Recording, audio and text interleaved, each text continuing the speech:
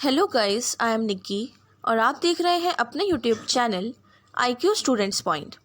So guys, आप लोगों ने मुझसे बोला था कि मैम आपने बहुत सारे सब्जेक्ट्स के इंपॉर्टेंट क्वेश्चंस प्रोवाइड कर दिए हैं।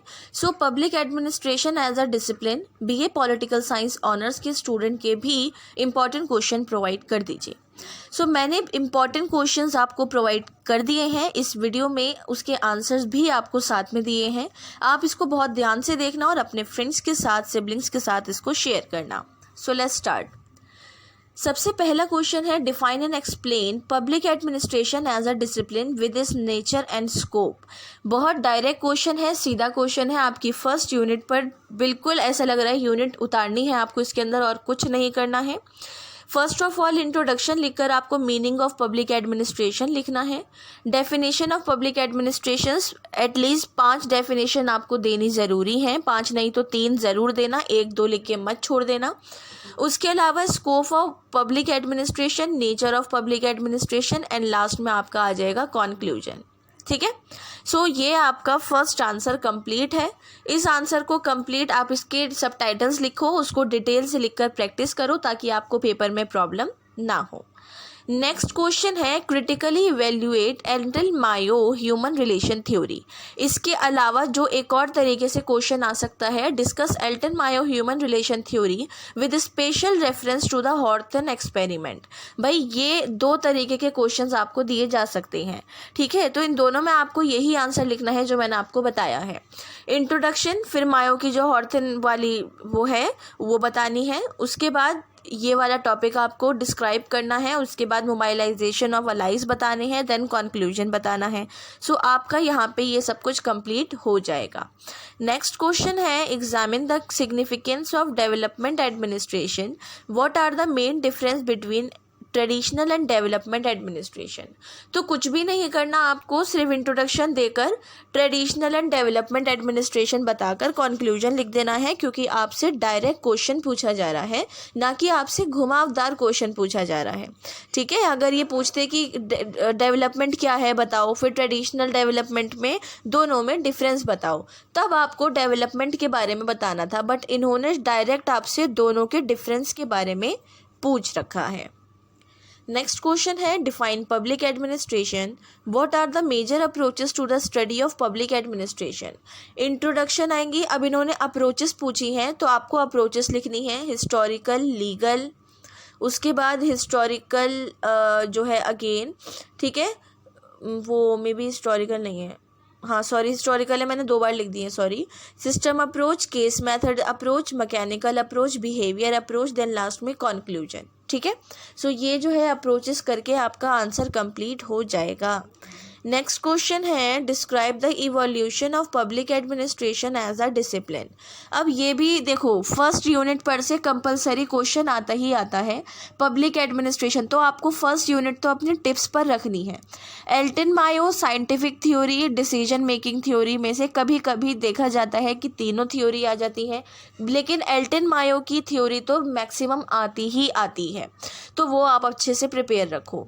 इंट्रोडक्शन लिखना इस क्वेश्चन में, rise of study of public administration, evaluation of public administration and last में कंक्लूजन।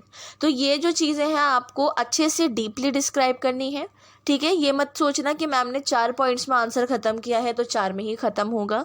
इंट्रोडक्शन आप तकरीबन 1.5 पेज का लिखो, उसके बाद आप ये दोनों चीज़ों को अच्छे से डिस्क्राइब करो, देन कंक्लूजन ½ पेज का लिख दो। आपके कंप्लीट मार्क्स कहीं भी नहीं गए, आप बहुत अच्छे मार्क्स से पास होगे। नेक्स्ट क्वेश्चन है, what is public policy, discuss the process of public policy formulation. लोक नीति क्या है, लोक नीति निर्माण की प्रक्रिया के बारे में बताइए। इंट्रोडक्शन देना, approaches to public policy formation in developing world बताना बहुत ज़्यादा ज़रूरी है, बहुत मेन टॉपिक है। Policy formulation in developing countries बतानी है वर्ल्ड के बाद। Then who does the policy formulation and integrating actor and institution is developing countries, ये भी बताना बहुत ज़रूरी है। ये तीनों तीनों ही जो टॉपिक हैं चारों, ये बहुत इंपॉर्टेंट है। उसके बाद आपको discourses of policy communities in developing countries, then policy network, then conclusion, ये आपका आंसर कंप्लीट हो जाएगा। ठीक है। Public administration as a discipline पे, पब्लिक एडमिनिस्ट्रेशन के नेचर और स्कोप पे, और public administration and private administration के डिफरेंस बिटवीन पे हमेशा क्वेश्चन आता ही आता है।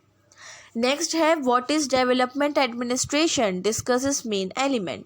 अब अगर जैसे हमने पीछे वाला जो क्वेश्चन देखा था ट्रेडिशनल डेवलपमेंट, दोनों में डिफरेंस देखना था, तो इन दोनों का एक अलग करके डेवलपमेंट एडमिनिस्ट्रेशन पूछा गया है। इंट्रोडक्शन लिखकर कॉन्सेप्ट ऑफ डेवलपमेंट एडमिनिस्ट्रेशन लिखना, फैक्ट्स ऑफ डेवलपमेंट एडमिनिस्ट्रेशन, उसके बाद पॉलिटिकल, इकोनॉमिकल, सोशल कॉन्टेक्स्ट लिखने बहुत ज़्यादा ज़रूरी हैं। फिर फीचर्स ऑफ डेवलपमेंट को लिखकर टाइप्स ऑफ डेवलपमेंट एडमिनिस्ट्रेशन लिखना, एलिमेंट्स जो क्वेश्चन में पूछा गया है वो लिखना, फिर सिग्निफिकेंस ऑफ डेवलपमेंट की इम्पोर्टेंट क्यों है वो भी लिखना, देन आपका कंक्लूजन आ जाएगा और ये आपका आंसर यहाँ पर कंप्लीट हो जाएगा। ओके। नेक्स्ट क्वेश्चन है explain the various stages of public policy implementation. Public policy की इम्प्लीमेंटेशन को लागू करने पर बताना है।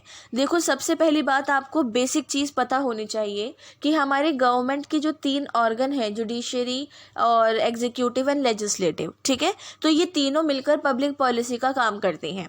एग्जीक्यूटिव बनाती है, लेजिस्लेटिव इम्प्लीमेंट करती है और जुडिशरी उसको फाइनल करके उसका रिजल्ट देती है। ठीक है।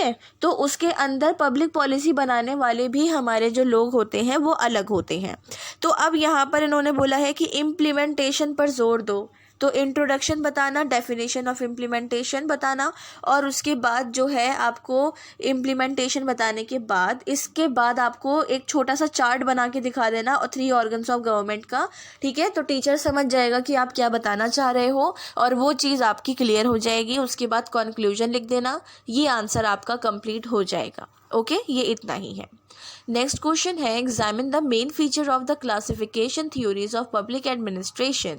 इंट्रोडक्शन बताओ, थ्योरी को क्रिटिसाइज करो, उसमें ब्यूरोक्रेसी का मतलब बताओ कि व्हाट इज नौकरशाही, ब्यूरोक्रेसी। फिर साइंटिफिक मैनेजमेंट थ्योरी को थोड़ा सा डिस्क्राइब करना, उसके बाद साइंटिफिक मैनेजमेंट थ्योरी को पब्लिक एडमिनिस्ट्रेशन से रिलेट करना, देन कंक्लूजन लिख देना। ओके, सो ये ऐसे करके आपका आंसर कंप्लीट होगा। ओके, सो नेक्स्ट क्वेश्चन है हमारा critically examine the classical theory of public administration as discussed by Gulick and Urwig। Gulick and Urwick हमने पढ़ रखा है क्लासिकल थ्योरी में। तो इंट्रोडक्शन देने के बाद आपको Gulick human factors and time in public administration बताना है, प्रिंसिपल्स ऑफ ऑर्गेनाइजेशंस बताने हैं, उसको क्रिटिसाइज करना है, फिर सिग्निफिकेंस बताने हैं, फिर bureaucratic theory of public administration बहुत ज़रूरी है, belief of legal national authority भी ज़रूरी है, देन कंक्लूजन आ जाएगा और हमारा आंसर ख़त्म हो जाएगा और ये भी कंप्लीट हो जाएगा। नेक्स्ट क्वेश्चन है explain the concept of good governance and discuss it's significant feature. Good governance क्या है? देखो, इसमें मैंने आपको डायग्राम प्रोवाइड कर दिए हैं। अगर आपको नहीं सही से दिख पा रहा है तो पिक्चर क्वालिटी हाई कर लेना, और तब भी नहीं आपको सही दिख पाएगा, मतलब वैसे तो मैंने अच्छी क्वालिटी का ही सब करके डाला है, लेकिन कभी कभी नेटवर्क प्रॉब्लम होते हैं, तो आप मुझसे टेलीग्राम पे मैसेज करके इन डायग्राम्स को मांग लेना और उसको कॉपी में बना लो ताकि आपको उसको याद करने में प्रॉब्लम ना हो। इस क्वेश्चन में उन डायग्राम्स को बनाना कंपलसरी है, टीचर समझ पाएगा डायग्राम की हेल्प से कि बच्चा क्या बताना चाह रहा है। इंट्रोडक्शन बताना, गवर्नेंस क्या है वो, फिर सुशासन या स्वशासन क्या है वो। उसके बाद ये जो डायग्राम मैंने आपको दिया है ना, ये डायग्राम आपको बनाना है अर्बन एक्टर्स का। उसके बाद पार्टिसिपेशन बनाने हैं, रूल्स ऑफ लॉ दिखाना है, ट्रांसपेरेंसी दिखानी है, रिस्पॉन्सिवनेस दिखाना है कि ये सारी चीज़ें क्या है हमारी इसके अंदर। उसके बाद अगेन एक डायग्राम है जो कैरेक्टरिस्टिक्स ऑफ गुड गवर्नेंस का है। ये चीज़ आपको बहुत ईजी डायग्राम्स है, अच्छे से याद हो जाएंगे, कोई घबराने वाली बात नहीं है। इन डायग्राम्स को बनाने के बाद फिर आपका जो आंसर कंप्लीट होगा वो होगा कॉन्सेंसस ओरिएंटेड लिखने के बाद, इक्विटी एंड इंक्लूसिवनेस लिखने के बाद, effectiveness and efficiency and accountability लिखने के बाद कंक्लूजन लिखोगे तो आपका आंसर कंप्लीट हो जाएगा। ठीक है, बिल्कुल मत घबराओ, बहुत इजी, बहुत अंडरस्टैंडिंग पेपर है। इसके अंदर आपको सिर्फ एडमिनिस्ट्रेशन एंड एडमिनिस्ट्रेशन इसी चीज़ को डिस्क्राइब करना है। सो आपके जो भी इम्पोर्टेंट क्वेश्चंस हैं वो मैंने आपके साथ शेयर करे हैं। मेहरबानी करके इसको अच्छे से कर लो। कभी ये बोलो कि मैम हम या काश, मतलब देखो अफसोस होता है बाद में कि काश हम वाले उस बुक जो निकी मैम ने दिखाए थे ना, हम उसको एक बार प्रिपेयर कर लेते। तो आप प्रिपेयर करो, अभी आपके पेपर में थोड़ा बहुत टाइम है, आप उसको प्रिपेयर करो, ठीक है। अपने फ्रेंड्स एंड सिबलिंग्स के साथ इसको शेयर करो। So thanks for the watching and best of luck all.